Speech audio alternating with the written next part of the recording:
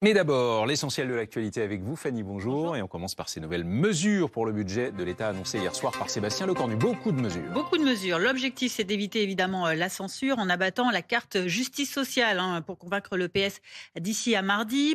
Parmi les principales dispositions énoncées hier, il y a notamment celle de l'augmentation de la fameuse prime d'activité de 50 € en moyenne par mois pour les plus de 3 millions de travailleurs les plus modestes, ou encore la généralisation des repas à 1 € pour les étudiants. Des avancées réelles mais insuffisantes, écrit le Parti socialiste. Rien de convaincant pour la France insoumise et le Rassemblement national. Sébastien Lecornu l'affirme, en tout cas, ce budget doit permettre de rester sous la barre des 5% de déficit du PIB. Et je rappelle qu'on en parle dans un instant. Réaction très importante avec Philippe Brun, député socialiste, vice-président de la Commission des finances de l'Assemblée nationale.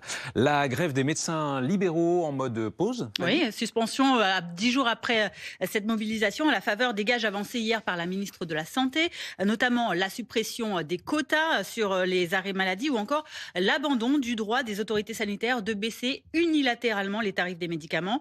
Les syndicats sont invités à une réunion au ministère de la Santé lundi. Ils se réservent le droit de relancer leur mobilisation.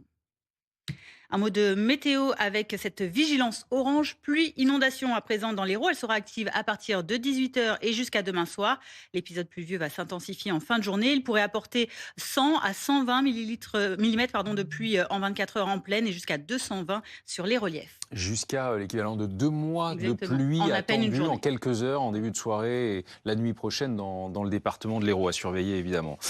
Des nouvelles du Groenland ce matin également. Il y a ces grosses manifestations prévues aujourd'hui, notamment à Nuuk, la capitale du Groenland, mais aussi dans plusieurs grandes villes du Danemark, alors qu'une délégation américaine est actuellement au Groenland. Des contestations contre la prise de contrôle souhaitée par Donald Trump de cette immense île de l'Arctique. En réaction, écoutez, le président américain brandit de nouveau la menace des droits de douane.